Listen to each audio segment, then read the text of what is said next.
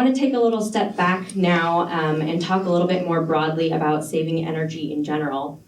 Jim mentioned I'm Abby Huseth, and I work with Climate Smart Missoula, and we are a community-based initiative that partners with lots of groups across Missoula to address climate change-related issues in our community. So the topic for this part of the panel tonight is reducing demand and talking about energy efficiency as the cheapest energy is the watts we don't use. Or as I like to call it, how to stop wasting energy and learn to love energy efficiency, which is not everybody's favorite topic to talk about. But it does seem obvious, right? Saving energy is good. You may be wondering a little bit, what does saving energy have to do with renewable energy, which is the overall topic of tonight's panel? Well, they really are two very important interlocking pieces of the energy puzzle. Energy use, as we know, is a huge driver of climate change. We hear a lot about how clean energy is the key to addressing climate change, and that's true. As Jim mentioned, if we hope to avoid catastrophic climate impacts, we need to make a rapid transition to a clean energy economy. But the reality is that on our current trajectory, we won't be able to cut emissions fast enough to address critical climate impacts with renewables alone. To reach the global goal of carbon neutrality by mid-century, we actually have to use less energy too. The good news there is that there is a lot we can do to make that happen, to use less energy, both in terms of energy conservation measures, which you can think of as behavior changes that result in using less energy, such as maybe turning down the thermostat overnight, or energy efficiency measures, which are technologies that require less energy to perform the same function. So think replacing an old boiler or furnace with a newer, more efficient one. So using less energy or reducing demand in economic terms is about much more than just turning off the lights. Saving energy is not a sexy topic, and I realize that, but hopefully I can convince you in a few quick slides here that it really is important, and that there's a lot you can do beyond just turning off your lights to get involved right here, and more on that in just a moment. But first, I'll share a little bit of context for where we are. Right here in Montana, we have the 6th highest per capita energy-related emissions rank there. You'll kind of see in the red our state circled. We're not anywhere near Wyoming, our poor neighbors to the south, but it's kind of a dubious distinction there. So that has to do partly with our energy mix and other factors, but we've got a lot of greenhouse gas emissions. A lot of our carbon footprint is related to our energy. And nationally, it's interesting to know that buildings, both residential and commercial, account for nearly half of the energy used nationwide. So that's a big number, a lot of energy that we're using in buildings. Here in Missoula, we're putting, at Climate Smart, one of the things we're working on is putting final touches on our community's very first greenhouse gas emissions inventory, which will give us concrete data and numbers for where our community is at with energy use. A spoiler, it's not quite out yet, but residential and commercial energy use, as expected, are two of the biggest pieces of our carbon footprint pie right here in Missoula. So we know there is huge potential to address building energy use here. So let's look quickly into some of the benefits, which we've already heard a little bit about. The climate benefits are obvious, and that's what we first think about. A 2016 report found that energy efficiency measures could reduce U.S. energy use by as much as a third. So energy efficiency isn't that exciting, but it actually has huge potential to really, really cut our energy use quickly. And in terms of renewables, they go very well with energy efficiency.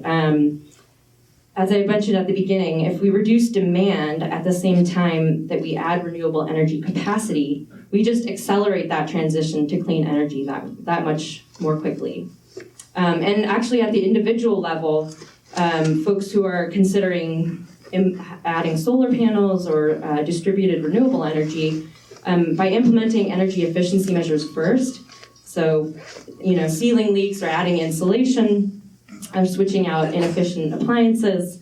Customers can actually save more money than they would just by installing renewable energy alone. So that brings me to the next benefits, which are economic benefits of energy efficiency.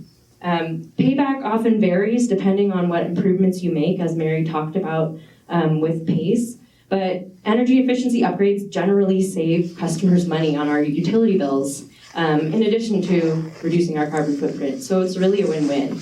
And this benefit is especially valuable for our low-income customers, for whom energy bills are often a disproportionate amount of their monthly budgets. And the next, important things, energy efficiency measures also create jobs for small businesses, and the potential here is also huge. Spending on energy efficiency has a net positive economic impact, and so that's really critical too. And finally, energy efficiency improvements are also valuable on a larger scale. We don't often think this way, but utilities actually call their energy customers, their energy saving measures, demand side management, which is a mouthful. But basically, when demand for energy is reduced, utilities actually avoid expensive infrastructure expansion, which keeps energy costs lower for ratepayers like you and I. And they actually call energy efficiency, for this reason, a resource, which sounds strange. But in our region, the Pacific Northwest, energy efficiency is the second largest electricity resource behind hydro, simply because it's so cost effective and low risk. Here's one example. Compared to developing new energy sources, especially fossil fuel-based ones, energy efficiency is cheap.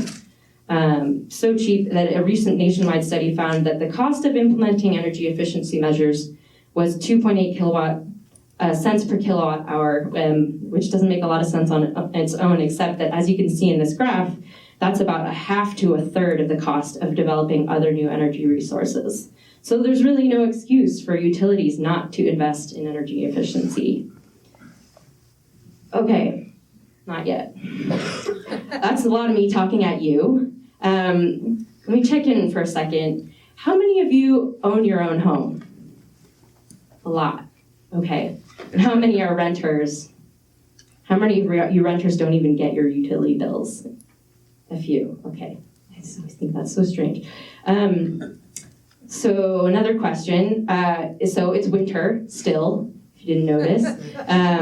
Thanks for being here. How many of you have a programmable thermostat that keeps your heat off while you're at home, while you're not at home? I'm sorry. Okay, awesome, good numbers. Okay, so maybe you're thinking, all this energy saving stuff sounds great, but hey, I've been turning off the lights for years. I got rid of my clothes dryer. I sealed all the leaks in my house. I've insulated my attic. What more can I do?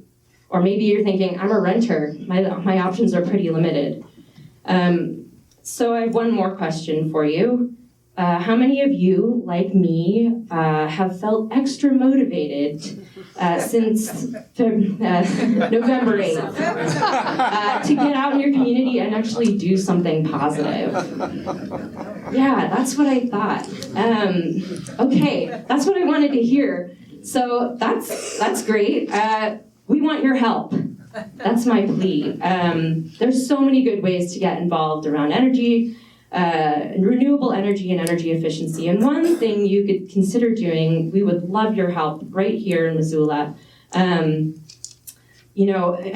our part to implement energy efficiency measures at home, save energy, is great. There's lots of tips and tricks for doing those things if you are interested, and they're all on our website, climatesmartmissoula.org, and go ahead and check those out. I won't get into that. But really, we're thinking right now about how we can go big on this, how we can really make a big difference in our community and save energy, save money, and do the right thing all together.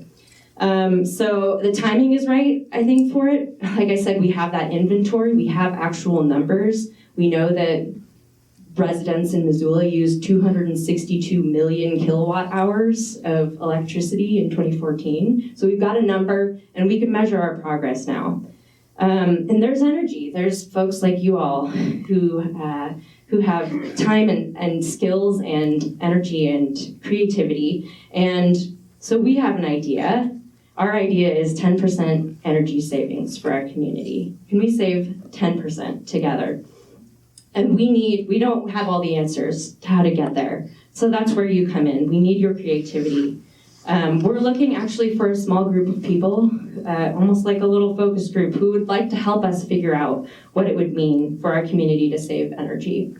We have some ideas, but in order to meet that goal, we need your input and your feedback. So do you have creative ideas about how to encourage your fellow Missoulians to save energy? Do you really like to compete with your neighbors and want to get into it and figure out who can save the most? Can you help us figure out how to take a big leap forward, or at least figure out some better puns to use? We need your help, and we would love to work collaboratively, because that's, I think, when the best change and the most meaningful change happens. So consider this your invitation. We want you on our team. Please find me or Amy, my colleague, afterwards. Sign up outside at Climate Smart's table out there, and stay in the loop and help us move forward. Thanks.